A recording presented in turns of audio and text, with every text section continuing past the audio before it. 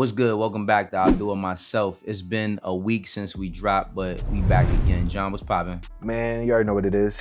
You was at MomoCon and all that. Yo, MomoCon was a movie. You ain't invite me, man. I feel some type of way.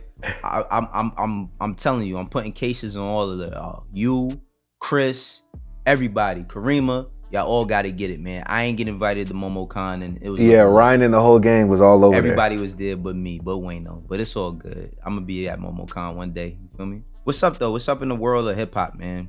What's going on? Man, it seems like, I don't want to be dragging it, but it seems like everybody's still talking either about Drake in some form or fashion or Kendrick in some form or fashion. I am tired of talking about Kendrick and Drake. I ain't gonna hold you, but I do think that like some of the scrutiny that Drake is still getting is kind of wild. Like, you feel me? Like, I think that, if I was Drake and J. Cole, that's what we gotta talk about.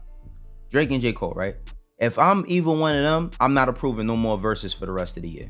I mean, no more featured verses, because everything they do, every move they make is being picked apart crazily, right? Like, did you see J. Cole was on this song Grippy? I think that's the song, Cash Cobain's record. And I saw a lot of memes also about how bad his fans is kind of like trying to gas it, but it's just like a weak verse.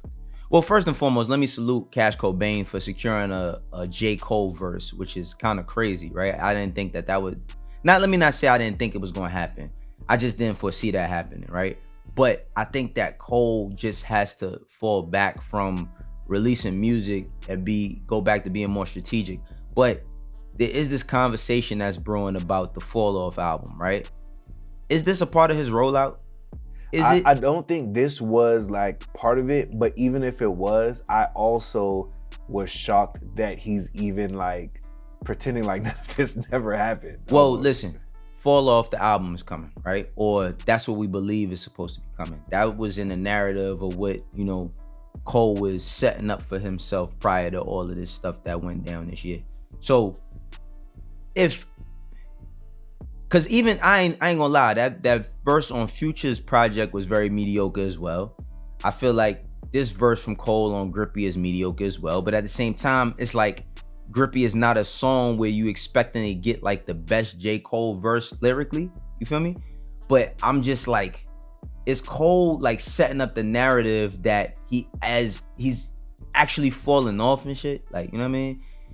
Honestly, I'm not jacking it. You know what I'm saying? I'm not jacking the narrative, right? Because I think that everybody should just take a moment to sit down, chill, not clear any features, and regroup, so that when you do get back out there, you at the top of your game. But we in some weird ass times, you heard? Like, right. I think right now, like you said, it's definitely like brainstorming time. Yeah, it's brainstorming time. It's like get back in the war room, reconfigure. Same thing with Drake, right? Like, because people were, he flipped the BBL Drizzy thing, and I'm not impressed by that. You know what I'm saying? Like, I'm not impressed by that. Like, we just had one of the greatest battles of the century, and then it's followed up by a grippy verse from J. Cole, a verse from Drake on the BBL Drizzy sample with Sexy Red, and Kendrick is just quiet, letting Not Like Us. It's the number 2 record in the country. You feel me? And played at every club. And it's getting played in every club. But I will say that some of the shit that people is doing is really distasteful. Like, I think like when you walking into the OVO store playing Not Like Us, like, bro, you playing a stupid game. If you win a stupid prize, none of us are gonna be feeling sad or sorry for you. You feel me? Facts. Also, like the DJ in Toronto that played it, like, come on, bro, like, you got to know better than that. Like, you know what I'm saying? That's like a DJ in New York playing Hit 'Em Up. Like, still to this day, as much as Hit 'Em Up is one of the greatest diss records of all time, nobody in New York really wants to hear that shit in a club setting. You feel me? Like, when they trying to vibe out, have a good time. Aside from that, I did see that Apple dropped the top 100 best albums ever. Right? Did you get a chance to see that? Man, I know some people had some trouble with number 7 being Good Kid, Mad City. Yeah. Yo, listen, as much as I love Good Kid, Mad City, I'm not putting Good Kid, Mad City as the 7th greatest album of all time, and it's a great album. But I'm not mad at Miseducation of Lauryn Hill. But let me just talk to the people for a second, right? Like, these lists, I used to get mad and up in arms about lists when I was younger coming up, because what you always could think of is like how you would have did it, right? But now's your chance to do the shit. If you feel like Apple missed the mark or something, then you make a list. But what people confuse, especially in hip hop, for lists is that it's not a hip hop list. You get what I'm saying? Like, this list is not solely predicated about your favorite rap albums. This list is comprised of greatest albums of all time. That's why you have Good Kid, Mad City right next to Thriller, right next to Miseducation and Lauryn Hill. I think that Solange's album being ranked, which is a great album, but it being ranked over Usher's Confessions is crazy. I feel like 8701 from Usher is one of the greatest R&B albums to ever happen. But I didn't see Dark and Hell is Hot from DMX. I could be wrong. I didn't see Dark and Hell is Hot from DMX on there. I didn't see a few albums that I think are great. Like, I didn't see Keisha Cole's first album on there. You feel me? Which I think that's a classic album. But what we need to start rooting these conversations in when it comes to albums is, and look on my page, right? Go on Wayno119 on Instagram. I've been posting like what I feel are classic and solid bodies of work that don't only come from the 90s, but come from the 2000s and the 2010s. And if you look at those, there's a great amount of albums that are classics. Everything from Waka Flocka's Flockavelli to The Cool by Lupe Fiasco to, I didn't put this one up yet, but The State versus Roderick Davis by Gucci Mane. I think that's a classic album. You feel me? Shit, I'll even go out on a limb to say Long Live ASAP. While it might not be critically acclaimed a classic, it is a solid body of work. I'll also say, like, shit, man, throw Lloyd Banks' Hunger for More 2 in there. But I'm not talking specifically about this list. I'm just speaking list in general. I think in hip hop culture, when we don't see what we feel represents us, then we have a problem with it. When the conversation overall was not about what was the best hip hop album. If they do the best 100 hip hop albums of all time, that's a different conversation, but people won't be mad at that too. I mean, shit, in more Drake news, we seen the Vori reference for Mob Ties drop, and it begs the question, right? And I want to know what you think about this one, John. Like, Drake is known to be if not the most successful artist when it comes to like Billboard hits, right? Like, when you look at the entries list or the entries like of who has the most in hip hop and all of that, he has like some crazy number, like 100 something. I could be wrong. And everybody else got like the most, like 40 something or 15 or 20 or 10 or 3 or 5, whatever the case may be.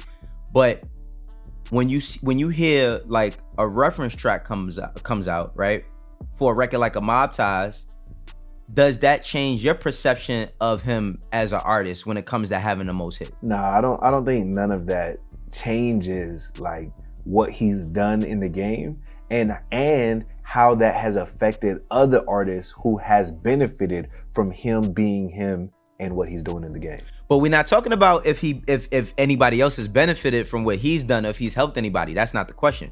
We're talking about the guy who has like a ton of championships. Or I wouldn't equate Hot One, because the thing about Billboard is that I don't feel that Billboard gives the validity to a record, right? As far as it being a hit record, because there's tons of hit records that have never reached Billboard's top 10, have never reached the Hot 100. But if you throw these records on at any function, at any place, and I'm speaking specifically for hip hop, I'm not talking for nothing else, but if you throw these records on, they shut shit down and shake shit up, right? So I don't believe that is the only or the highest level of determination of what's the best. But I see so many people who are like direct fans or part of somebody's core try to use that as the argument, right? So I just asked, because I think that Drake is a phenomenal artist, right? Regardless to the writing, I do think that he's a great artist. But I was thinking about this shit like, yo, damn, if my man do got all the like best hits, or not, let me rephrase that. If not the best hits, but if he has like the most entries, but we continue to see reference tracks leak or reference tracks like come out, does that change when it's like you got a little bit of help? You know what I'm saying? Like, are you the best individually when you have help collectively is the question. I want to know that in the comments, so make sure y'all drop that in the comments. I get what you're saying, but I think also that certain magic can only happen with all the right ingredients, Mm-hmm. and without that main ingredient, regardless of, Mm-hmm. you still not gonna have that dish. Like, you know what I mean? No, listen, So I don't. Yeah, so I still think individually, like Mhm. if your favorite meal it has like is a chicken based, pork based, or fish based, or whatever the case may be, all the different stuff that you put around it to you know, enhance it, Yeah. doesn't change it. If you swap the meat out, you'd be like, it's not Oh, swapping the meat out is crazy. Hey, but you get what I'm saying. But listen, let me and look, all that's cool, but fuck all that. We talking about music. We ain't talking about food. You know what I mean? That I like the analogy, but at the same time, you know, those references, while they do make sense, how you trying to correlate it or whatever. Just drop my phone.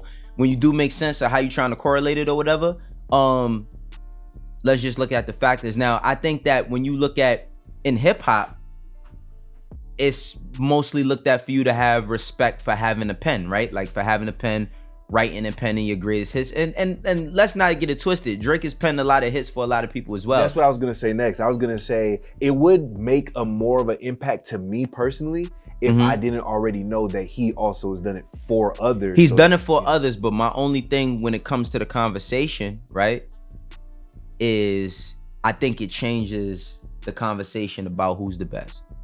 That's just is what it is to me. You know what I mean? Like, and even with that being said, there's gonna be people who feel like whomever's from your era that's the most dominant is usually your best, right? But I do think it changes the conversation because there's a lot of different artists that we would look at differently had they had these same attributes or had they had these same, you know, things to their career. What's up with Diddy? Man, a lot of the stuff that's been happening is like regurgitated content, but now it looks like they're trying to go after his son and be like his older son got to be involved in some of this stuff too. How you feel about that? I mean, I don't know, right? I don't know. I think that's like speculation. Like one thing about the whole Diddy case is while there was like utterance and like allegations and all of that, up until a week or two ago, we hadn't seen any hardcore video evidence, and now we seen it, right? So I think it's a little bit unfair to group his son in just because he's his son. There's tons of people who, you know, while they do love their parents, they might not know what their parents are doing. You know what I'm saying? I don't know what his son has done or not. I think that it's just a cool thing to poke at for people right now. You know what I'm saying? Like right now, everybody who got a mic, a camera, a phone, whatever the case may be, they feel a need for their voices to be heard, to speak up, or not even speak up, just to chime in. And while it is, you know, I guess that's your social media right to chime in, that doesn't mean that you're absolutely correct. While we know what's going on with Diddy, that shit is evident. You know what I'm saying? As far as the domestic violence, allegations we've seen, you know, now we've seen camera proof. Looping in kids and all that other, even though his son is a grown man, you know what I mean? A young man at that, like, we don't know. You know what I'm saying? We don't know. So if that's what helps you sleep at night, by all means, but like, you don't fucking know. You know what I'm saying? Like, you don't know. What you think? You think his son isn't a part of that shit? I mean, I think it could go either way. You never put anything past anybody, but I also think we as a society as a whole, we definitely like to like tarnish people's name before any proof. Like, you guilty by the public court already just by the accusation. Yo, let me tell you this, man. One thing about society right now more than ever, because I was having this conversation with Jay Hill, and the conversation with Jay Hill should may be out by the time people see this. He asked me a question about like, is there any opportunity for him to grow? And no, there's not no opportunity for Diddy to grow or apologize and none of that stuff. And the reason being is because Diddy, when he made the decisions that he made, you know, in that video with Cassie, he was a few years older than what I am today. I'm 41. I think he was 46 at that time. He was a very successful man. You know what I'm saying? He was a man that was knowledgeable. He was a parent. He's been a parent for a long time. And in the public eye, there's no forgiveness. You feel me? And honestly, there's no opportunity right now for us to be talking about the growth of somebody who did something so disgusting. Like, think about that as well. Like, had you seen your sister or your daughter or anybody else involved in a situation like that, there's no room to talk about what the person who did the shit could do for them to get better or them to fight their demons or come to closure or to get help. Nobody wants to hear that. So society, yeah, they gonna kick you while you down. the thing about it is like you got to minimize putting yourself down or putting yourself in a position to be down, so to speak. You know what I'm saying? Because who's more down than the victim? You feel what I'm saying? Like who's actually more down than the victim? But right now, like, motherfuckers just gonna have to swim through mud. It is what it is. Like, I see a ton of people who are following Diddy, unfollowing them. Some people changing their names who may have had, you know, his name in their name, or whatever the case may be, right? Stop praising celebrity. Stop praising celebrity. If you enjoy a person's content, music, whatever it is that they do, accept that from them. But don't let it get to the degree where you view a person that they can do no wrong. Shit. One thing about life is that God ain't your only judge, because I'm here to judge you too. Y'all know I be on Twitch. You will be judged. You know what I mean? You pull up your music. We gonna let you know what it is. That's neither here nor there. Actually, it is. But God ain't your only judge, man. So watch how you handle yourself and watch how you handle people. With that being said, we getting up out of here, but we gonna keep cranking out this content. For those that been rocking with me, I appreciate y'all. We on episode 6. And for those that don't, you eventually will. Peace.